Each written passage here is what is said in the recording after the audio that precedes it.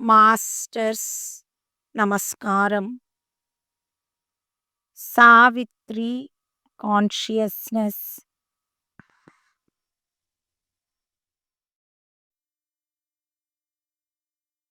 Aravinda consciousness.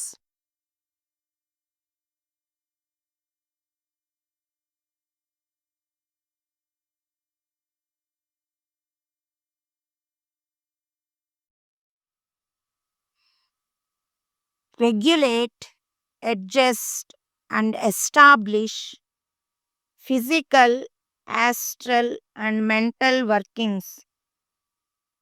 Buddhic clarification. నిర్వాణ, పరనిర్వాణ, మహాపరనిర్వాణ, ఆనంద అనుభూతి.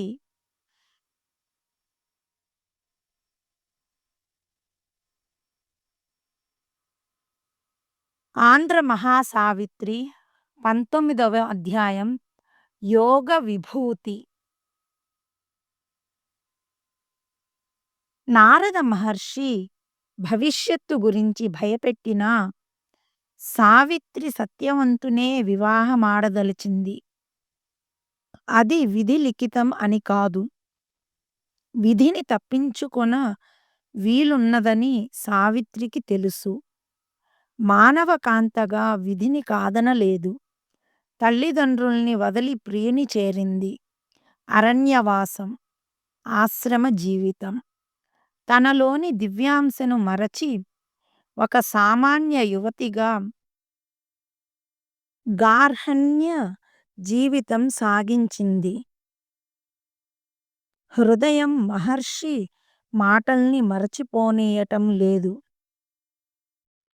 ఆ రహస్యం సత్యవంతునికి గాని అత్తమామలకు గాని తెలియదు. ప్రేమ పిపాసతో దానిని మరచి పోదామని ప్రయత్నించింది. సత్యవంతుని ఆలింగనాలు, ప్రేమ ఆమె లోపలి గాయాల్ని మార్చలేదు. రోజులు గడుస్తున్నాయి. క్షణకాలం వియోగం కూడా దుర్భరం అనిపిస్తోంది. ఆమె ఉద్విగ్నతను సత్యవంతుడు గ్రహించలేదు. ఆమె తృప్తి కోసం తను చేయగలిగినంత చేస్తున్నాడు. ఆమె సన్నిధి వదలడు. ఆమె ఆలోచనలు వేరు. సత్యవంతుడు మరణించగానే తాను సహగమనం చేసి పరలోకాలకు వెళ్ళడమా, అక్కడ స్వర్గంలో ఇంతకు మించిన సుఖాలు అనుభవించవచ్చునా? భౌతిక శరీరాలలో సుఖించడంలో ఉన్న తృప్తి సూక్ష్మ శరీరాలు సుఖించడంలో ఉండదు. ఇంద్రియాలు లేని సుఖంలో ఇంద్రియ సుఖం ఉండదు. అతీంద్రియ సుఖాల పరమార్థం వేరు. చేసిన పాపాలకు ఫలితం మృత్యువు కాకూడదు. పుణ్యం చేసిన వారు మరణిస్తారు. మనిషి పరిస్థితులకు బానిస, కర్మకు బద్ధుడు.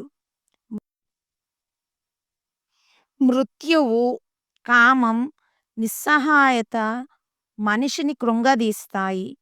అజ్ఞాన స్థితి నుండి జ్ఞాన స్థితి వరకు ఉన్నది మానవతే. మనిషి స్వప్రయత్నం వల్ల కర్మబంధం నుండి తప్పించుకొన వీలున్నది. విధిని సైతం దాటిపోగల అవకాశం ఉంది. దృష్టి ఆనినంత వరకు విధి ఆమెను వెన్నాడింది. మనిషి ఆశలు, ఆశయాలు అతని లక్ష్యానికి అనుగుణంగాను గమ్యానికి చేర్చేవిగాను అనిపిస్తాయి. విధి అతని చర్యలకు రూపుదిద్దుతుంది. సంకల్పం జీవితాన్ని గుడ్డిగా నడిపిస్తుంది. దానికి అనుగుణంగానే బుద్ధి పనిచేస్తుంది. వీటి మూలాలు ఆత్మలో రహస్యంగా ఉంటాయి. అవి అమూల్యాలు. భౌతిక శరీరానికి పంచభూతాలు ఆధారం. వాటి స్వభావానికి, అవసరాలకు అనుకూలంగానే ఆత్మ చరిస్తుంది. ప్రకృతి, కర్మ మనిషి సంకల్పాన్ని మార్చుతుంటాయి. మహాత్ములు ఈ కార్యక్రమాన్ని తమకు అనుకూలంగా మార్చుకోగలరు. మహాత్ములైన వారి ఆత్మలు విధిని మార్చి తీర్చిదిద్దుకోగలవు. సత్యం ముందు అజ్ఞానం వీగిపోతుంది. పుట్టుకతో ఏర్పడిన బుద్ధులు పుడకలతో గాని నశించవు. మనిషే కష్టాలు, బాధలు జీవుడు ఇక్కడ కనిపించేవి. ప్రతి పనికి, ఫలితానికి కార్యకారణ సంబంధం ఉంటుంది. సావిత్రికి లోకరీతులు, లౌకికాలు, రివాజులు తెలుసు. ఆమె మనసు మెత్తన, హృదయం కఠినం. అనంత ప్రేమరూపిణి. కృతనిశ్చయంతో, స్వశక్తితో సృష్టిని మలుపు తిప్పాలని సంకల్పించింది. తిరిగి రథాన్ని అధిరోహించి బయల్దేరింది. వెంట సహాయంగా వచ్చిన సైనికుల రథాలు అక్కడే ఆగిపోయాయి.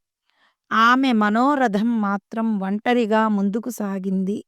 మగతగా నిద్రిస్తున్న వసుధ ఎడలో చైతన్యం కదలాడింది. వసుంధర మేల్కొన్నది. రథవేగానికి భూమి దద్దరిల్లింది. భూదేవి ఆమె ఆ వేగాన్ని ఆమోదించింది. ఆమె ఆవేదన పుడమి తల్లికి తెలుసు. ఆకాశం పందిరి క్రింద విస్తరించిన వేసవి భూముల్ని దాటింది. మండుటెండల్లో కాలిపోతున్న పర్వతాలను దాటింది. నదీ తీరాలు, సుక్షేత్రాలు, పసిరిక బయళ్ళు దాటింది. చంద్రకాంతిలో మెరిసే నగరాలను దాటింది. సింహాలు సంచరించే దుర్గమారణ్యాలు దాటింది. కడకు సాల్వదేశ సరిహద్దులలోని అభయారణ్యం చేరుకుంది. అవి ఆనందం గూడు కట్టుకున్న మరుభూములు. అవి పవిత్రతకు నిదానాలు, ప్రశాంతి నిలయాలు, స్వచ్ఛతకు ఆవాసాలు. తనకు విధి నిర్దేశించిన సుందర సుక్షేత్రం అది.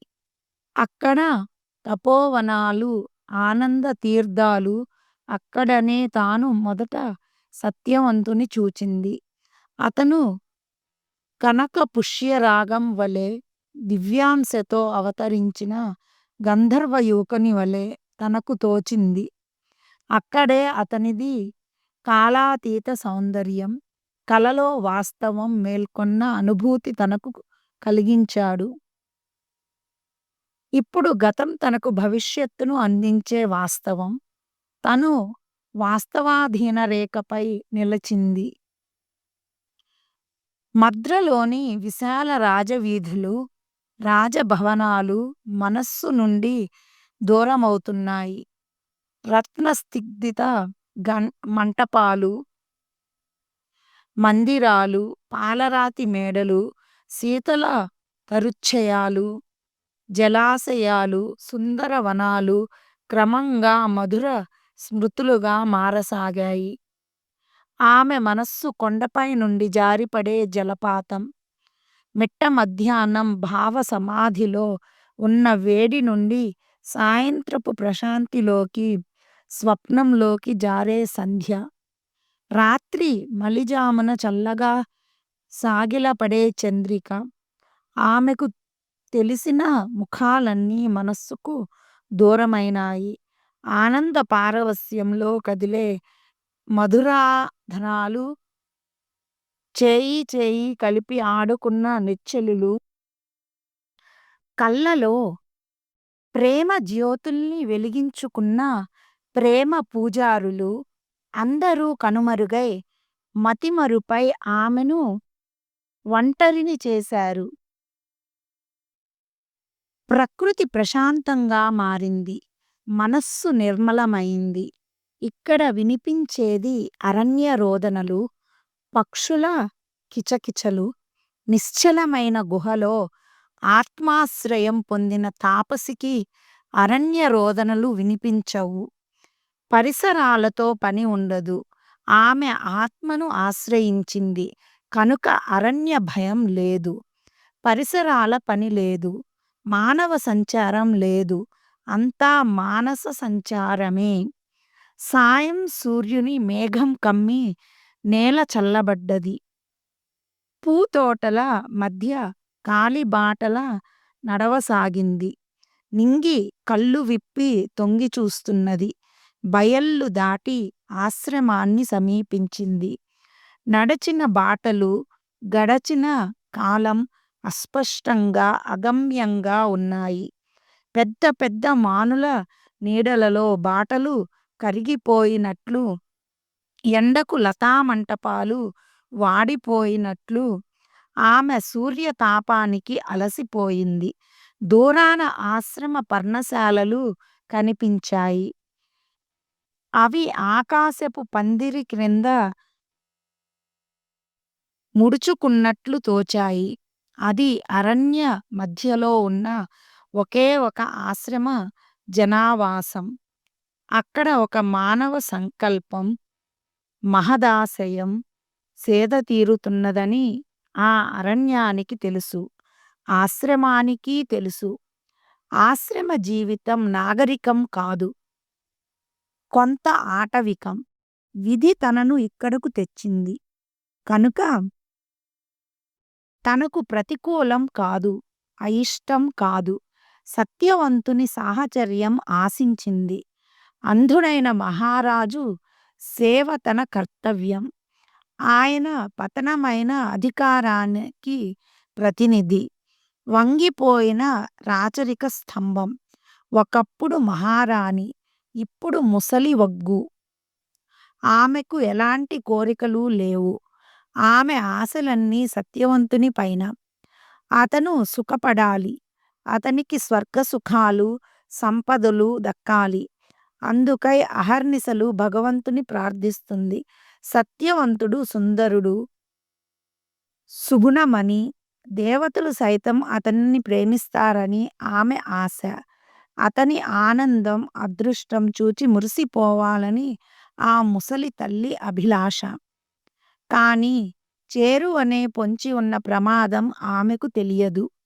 సావిత్రి వెంట వచ్చిన వారు కొంతకాలం అరణ్యవాసం చేశారు. ఆమె వియోగాన్ని భరించలేకపోయారు. స్నేహ బంధాల్ని త్రెంచుకోలేకపోయారు. కడసారి ఆమె దర్శనం చేసుకున్నారు. విధి తమను సావిత్రి నుండి విడదీస్తున్నదని వాపోయారు. క్రమంగా ఆమెను విధికి వదిలి వెనుతిరిగారు. కర్మ ఒక్కటే ఆమెను నడిపిస్తుందని, ఆమె నిర్ణయాన్ని తాము మార్చలేమని గ్రహించి ఆమె ఆనందాలకు, విషాదాలకు ఆమెను వదిలి వెళ్ళిపోయారు. ఇప్పుడు ఆమె ఒంటరిగా మిగిలింది. ఒకప్పటి సుఖజీవనం తెరమరుగయింది. ఇప్పుడు కొత్త జీవనం ప్రారంభమైంది. సత్యవంతునితో కలిసి ఆశ్రమవాసం, అది అరణ్యవాసం. ఆమె పొందే సుఖాలపైన మృత్యు నీడ. ప్రేమ కోసం ప్రేమరాహిత్యంతో బ్రతుకు సాగిస్తోంది. రోజులు గడుస్తున్న కొద్దీ ఆత్మ సంయమనం ఎక్కువవుతోంది. ఆత్మ నిశ్చలంగా కాలాన్ని గమనిస్తున్నది. ఆమె అనురాగానికి ప్రతీక, ఆత్మశక్తికి ప్రతిరూపం. దేవతల సుస్థిరతకు, మానవుల అస్థిరతకు మధ్య ఊగిసలాట. ఆమెలో కొంత ప్రశాంతి, కొంత అశాంతి. వినీలాకాశం క్రింద ఆశ్రమ జీవితం తొలినాళ్లలో ఆనందంగా, సుఖంగానే ఉంది. అది స్వప్న సదృశం. మండే ఎండలు ప్రచండాగ్నుల్ని కురిపించిన ప్రేమ పారవస్యంలో గమనించలేదు. అంబరాన్ని చుంబించే తరుఛాయలు తనకు శీతల మందిరాలైనాయి. అరణ్య శోభలు ఆనందహేతువులైనాయి.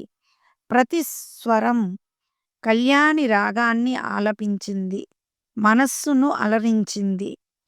అక్కడ వీచే గాలులతో సంగీతాలు విన్నది. ప్రతి కిరణంలో వెచ్చదనాన్ని అనుభవించింది. ప్రతి రేయిని తొలి రేయిగా, శోభన రాత్రిగా మలచుకున్నది. కఠిన శిలాతల్పాన్ని హంసతూలికా తల్పంగా మార్చుకున్నది. చీకట్లు సైతం పండు వెన్నెలలైనాయి. ప్రతి పగలు ఒక రమణీయ చిత్రం. ఉదయం నుండి సాయంత్రం వరకు విరహ నిరీక్షణ. కాంతుడు దరిలేని సమయాలు ఏకాంతాలు. అతని సాన్నిహిత్యం ఒక కొలువు. భూలోక సుఖాలను స్వర్గలోక సుఖాలతో కలబోసుకుని అనుభవించారు. సుఖ పారవస్యంలో అంతులేని ఆనందం పొందారు. 2 శరీరాలు ఒక్కటి కావాలన్న తమి, 2 జీవులు ఒకటిగా మమేకం కావాలన్న తహతహ. ఒకే జ్వాలలో 2 శరీరాలు కాలి కరిగిపోతున్న అనుభూతి. మహానంద ద్వారాలు తెరుచుకున్నాయి. భూతల స్వర్గంలో 2 జీవితాలు ఒక్కటైనాయి. ప్రేమ తీవ్రతలో విధి, విషాదం కనిపించకుండా పోయాయి.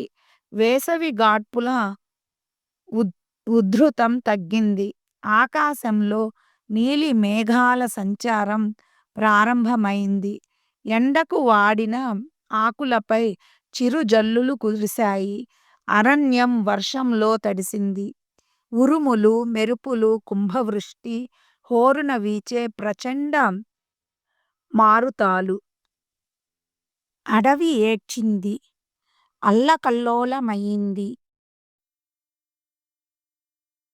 నిశి విచారంతో, భయంకర శబ్దాలతో కృంగిపోయింది. ప్రపంచంలోని విషాదం యావత్తూ ఆ అడవిని చుట్టుముట్టింది. ఆ విచారమంతా ఆమెను పరివేష్టించింది. ఆ నిశి ఆమెకు విధిని జ్ఞాపకం చేసింది. భవిష్యత్తు దోబూచులాడింది. తన ప్రియ బాంధవుని కాటువేయడానికి ఆపద పడగ విప్పింది. అది మృత్యునీడ. ఆమె హృదయం పైన భయం ముద్రపడ్డది. రోజులు వేగంగా గడుస్తున్నది. నారదుడు పెట్టిన గడువు సమీపిస్తున్నది. సుఖాలు తృప్తినివ్వడం లేదు. సంపదలపై దృష్టి లేదు. నేటికీ గడువుకు మధ్య ఎన్ని దినాలన్నదే ఆలోచన స్పష్టంగా వినిపిస్తున్నాయి. విషాదం ప్రేమగా వచ్చి ముంగిట కూర్చున్నది. సత్యవంతుని కౌగిలిలో ఉన్నంతసేపు విచారం దూరంగా పోయినా, కౌగిలి వీడిన క్షణంలో తిరిగి తనను ఆక్రమిస్తోంది. ఇప్పుడు ప్రతి ఉదయం భయానకమైన ఉషోదయం. కనిపిస్తున్న విషాదాన్ని కాదని ఆనందంలో పరవశించాలని, సుఖించాలని ప్రయత్నం చేస్తున్నది. అది యత్నమే. ఎంత లోతుగా ప్రేమలో లీనమైతే బాధ అంత ఎక్కువనిపిస్తోంది. మాధుర్యపు లోతుల నుండి విషాదం తన్నుకొస్తున్నది. స్మృతి కావ్యం నుండి రోజూ ఒక్కొక్క పుటను నిర్దాక్షిణ్యంగా తొలగించక తప్పడం లేదు. ఒకవైపు ఆనంద ప్రభంజనాలు, ఒక ప్రక్క విషాద తరంగాలు. రానున్న ఉపద్రవ సూచనగా గుండె ఊహించని బరువు. అంతరంగంలో దేని స్థానం దానిది. ఆమె కళ్ళ లోతుల్లో భవిష్యత్తు అంధకార జీరలు. తాను ప్రేమించే వారి మధ్య తిరుగుతూ వారిని ఆత్మతో అవలోకిస్తుంది. శారీరకంగా దగ్గర అవుతున్నా మానసికంగా అతి దూరం. అజ్ఞానం కారణంగా ప్రపంచం ఎంతో సుందరంగా, సుఖంగా కనిపిస్తుంది. మనుషులు ఎంత నిశ్చింతగా జీవించగలుగుతున్నారు. తాను కనిపించని మృత్యువు దిశగా బరువుగా సాగిపోతున్నది. ఎవరెంత దగ్గరగా మసులుతున్నా ఎవరి లోకం వారిది. వారందరికీ రేపుపై ఆశ ఉంది. భవిష్యత్తుపై ప్రేమ ఉంది. అందుకే నేటి భయాలను, బాధలను మరచిపోతుంటారు. తనకు రేపు భయం, బాధ కనుక తాను ఏకాకి అయింది. గుండెలో రహస్యం పదిలంగా ఉన్నంత కాలం తను జలతారు పరదాలలో సుఖించగలిగింది. ఏకాంతంగా ఉన్నప్పుడు రహస్యం గుండెను చీల్చుకొని బయటపడేది. అది ప్రశాంతిని భగ్నం చేస్తుంది. అది విషాదమని ఎవరికీ తెలియదు. తన ఆనందాన్ని పంచుకోగల లోకం తన విషాదంలో భాగం పంచుకోదు. ఈ ఆనందం తనకుండేది స్వల్పకాలమే. ప్రపంచంలో ప్రేమలు, అనురాగం ఇచ్చే సుఖాలు, ఆనందాలు ఎంత చిత్రంగా ఉంటాయి. పైకి నిబ్బరంగా, నిశ్చలంగా కనిపిస్తున్నా ఆమెకు నిత్య కార్యాలలో ఆసక్తి లేదు. ఆత్మశాంతి కోసం, నిశ్చలత్వం కోసం గుండె లోతుల్లోకి దూసుకుపోయి వెదుకులాడేది, పెనుగులాడేది. లోపల ఆంతర్యంలో అచలంగా ఉన్న జీవుడు చలించలేదు, కనిపించలేదు. జీవుడు బయటకు కనిపించకుండా మనిషి జీవితాన్ని నడిపిస్తుంటాడు. మనస్సు, హృదయం పొందే విచారాలను సమర్థిస్తూ ప్రపంచ బాధల్ని, కర్మల్ని భరించే గుండె ధైర్యం కలిగిస్తుంది. ఏవో మెరుపులు కనిపించినా పరమాత్మ అసలు రూపం తెలియదు. ఆమెది వ్యధాకాలిత హృదయం, క్షుభిత యవ్వనం, అచంచలంగా విధిని ఎదుర్కొన సిద్ధపడ్డది. ఎవరికైనా మానవ సహజమైన కల్లోలాలు తప్పవు. వాటి నుండి తప్పించుకోలేరు. పూర్తిగా తలదాల్చనూ లేరు. అవి బయటపడకుండా నిగ్రహించడంలో వివేకం ఉంది. ఆమె చేసిన పని అదే. ఆత్మీయులందరికీ ఆమె ప్రేమ పాత్రురాలు. కానీ ఆమెలోని విషాదాన్ని ఎవరూ పసికట్టలేదు. ఆమె తన నడవడికలో కనిపించే ఆనందాలలో విషాదాన్ని తొంగి చూడనీయలేదు. ఒకప్పుడు రాకుమారి హోదాలో సేవలు పొందింది. ఇప్పుడు తాను ఇతరులకు సేవలు అందిస్తున్నది. ఇల్లు ఊడ్వడం, పాలు పితకడం లాంటి పనులు, ఏటి నుండి నీరు తేవడం, యజ్ఞవాటిక సిద్ధం చేయడం వరకు ఆమె పనులే. వంట పనులు, ఇంటి పనుల నుండి పూజ మందిరం వరకు ఆమె పనే. ఒక గృహిణిగా చేయవలసిన పనులన్నీ చేస్తుంది. ప్రతి పనిలోనూ దివ్యత్వం కనిపిస్తుంది. శుచి, శుభ్రత, మనస్సు, హృదయం కనిపిస్తుంది ఆమె ప్రతి కదలికలోనూ. లోకానికి అవసరమైన వెలుగులున్నాయి. అతి సామాన్య కార్యాలలో తన ప్రేమను పొదివి ఉదాత్తంగా మలుస్తుంది. తన ప్రేమతో అందరినీ అందరితో చేర్చి ముడివేస్తుంది. ప్రేమమూర్తిగా మిగిలిన తనలోని విషాదం పైకి పొంగినప్పుడు ఆనందానికి, సుఖాలకు ఆధారమైన విషయ లాలసలు అర్ధరహితంగా పై మెరుగులుగా కనిపించేవి. అంతా యాంత్రికం, శూన్యం అనిపించేది. అంతరంగానికి, బాహ్య క్రియలకు పొంతన లేదు. ఆ విచిత్రమైన ద్వంద్వ ప్రవృత్తి చాటున ఆమె ఆత్మ జ్వలితాగ్ని జ్వాల అయింది. కల్లోల కాసారం అయింది. ప్రియుని అనుక్షణం తనలో కలుపుకోవాలని తపన చెందింది. తన ఆలింగనంలో పతిని భద్రంగా ఉంచుకోవాలన్న ఆతృత. రాత్రి అంతా క్షణాలు లెక్కిస్తూ నిద్రకు దూరమయ్యేది. అతనిని అణువణువునా ముద్దాడేది. అలసి నిద్రిస్తున్న సత్యవంతుని లతవలే పెనవేసుకునేది. తన పెదాలను అతని పాదాలకు చేర్చి ముద్దాడేది. ఉదయం మేల్కొనగానే విడిపోవాలనిపించేది కాదు. పెదవులతో పెదవులు కలిపి అరమోడ్పు కళ్ళతో పరవశించేది. మధువుల్ని వదులుకోలేని మధురోహాలు.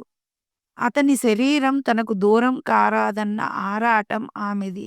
మమతకు, అనురాగానికి చిహ్నాలు అవి. వలపు తాళ్లతో గట్టిగా బంధించాలన్న ఆశ. ప్రణయ మాధుర్యాన్ని ఒక జీవితకాలపు అనుభవాలను ఒక్క రోజులో పొందాలన్న తొందర. కాలాన్ని స్తంభింపచేస్తే సుఖం శాశ్వతం కాదా? 2 మానవ జీవితాలు సంయోగ పారవస్యంలో కలిసిపోతాయి. వారి ఆత్మలు ఏకమవుతాయి. ఎంత అనుభవించినా తృప్తి లేదు. ఇంకా ఇంకా అనుభవించాలన్న ఆరాటం. ఎంత బిగి కౌగిలి అయినా ఇంకా అసంతృప్తే. ప్రియతమా, నీ వలపు ఇంకా ఇంకా నాకు పంచి ఇవ్వవు? నిన్నే ప్రేమిస్తున్న నాకు నీ ప్రేమ ఇంకా ఇంకా కావాలి. నా అణువణువులో నీ ముద్రలు పడనివ్వు. నా హృదయాన్ని నీ సంగతులతో పులకించనివ్వు. సంగమ సుఖాన్ని మనం విడిపోయి జన్మ చక్ర వలయంలో మరల ఎప్పుడు ఎంతకాలానికి కలుస్తామో, ఈ ప్రేమానుభవాన్ని మనం మళ్ళీ పొందగలిగేది ఎన్నటికో అని చెప్పాలనిపించేది. కానీ ప్రేమాతిశయం వల్ల ఒక్క మాట అనలేకపోయేది. ఉబికి వస్తున్న దుఃఖాన్ని గుండెలోనే అదిమిపెట్టేది. నిస్సహాయంగా, నిబ్బరంగా ప్రవర్తించేది. అప్పుడప్పుడు సత్యవంతునికి రవంత అనుమానం కలిగేది. ఆమె మాటలలో శ్లేష ధ్వనించేది. సమాధానం స్పష్టంగా లేనట్లు అనిపించేది. మనస్సులో కలతపెట్టే ఆలోచనలు లేనప్పుడు మాటలు స్పష్టంగానే ఉంటాయి. ఆమె ప్రేమ తీవ్రత వల్ల సర్వం మరచేవాడు. కట్టెలు కట్టుకు రావడానికి అడవికి వెళ్ళిన సమయం, కందమూలాల సేకరణకు వెళ్ళిన సమయం, అంధుడైన తండ్రి అవసరాలు తీర్చే సమయం మినహా మిగిలిన కాలం సావిత్రి సాన్నిధ్యంలో గడిపేవాడు. ఆమె ఆనందం కోసం, సంతోషం కోసం తనను సమర్పించుకునేవాడు. ఆమెకు ఇష్టమైన విషయాలు ముచ్చటించేవాడు. అనుక్షణం ఆమె స్పర్శను పొందేవాడు. తను ఎంత అనురాగం అందించినా ఆమెకు తృప్తి కలిగేది కాదు. అతని సమక్షంలో లోపలి బాధను కొంత మరచినా, అతను దూరమైన క్షణంలో అది మరింత తీవ్రమయ్యేది. ఒంటరిగా ఉన్న వేళల్లో మరీ రానున్న రోజుల శూన్యత అతలాకుతలం చేసేది. మృత్యుద్వారం దాటి వెళ్ళిన తర్వాత స్వర్గసీమలలో పునఃసంధానం సాధ్యమేనా? చితిమంటలలో శరీరం దగ్ధం కావడం దుర్భరమనిపిస్తుంది. అతనితో సహగమనం చేయవచ్చా? అతని చేయి పట్టుకుని పరలోకాలకు పయనించవచ్చు. స్వర్గంలో సుఖించనూవచ్చు. ఆ సుఖాలకు ఈ శరీరాలుండవు. ఆ సుఖాల కోసం ప్రస్తుత సుఖాలను వదులుకోదలచలేదు. దైన్యంలో జీవిస్తున్న అతని తల్లిదండ్రులకు శూన్యమైన వారి జీవితాలకు ఆసరా కావాలి. ఒక్కొక్కసారి ఆమెకు అనిపించేది, ఈ యుగయుగాల విషాదం తనలోకే ప్రవహిస్తున్నదా అని. ప్రపంచపు బాధ తనలోనే గూడు కట్టుకున్నట్లు అనిపించేది. తన ఆత్మలోని ప్రేమ మందిరంలో విషాదం ప్రవేశించి ప్రేమతో జతకట్టినట్లు కనిపించని దేవతలను మోగగా అర్థించింది, ఆరాధించింది. నిశ్శబ్ద నివేదన వారికి రుచించలేదేమో. ఎవరూ కనికరించలేదు, కరుణ చూపలేదు. తన విషాద హృదయాన్నే నివేదించుకున్నది. దానినే ఆరాధనా పుష్పంగా మార్చి సమర్పించింది. తన జీవితాన్ని బలిపీఠంగా మార్చి తన బ్రతుకునే బలి చేసుకుంటున్నది. అయినా వారు ఒకరిలో ఒకరు లీనమైపోయేవారు. మాస్టర్స్ నమస్కారం. Masters consciousness.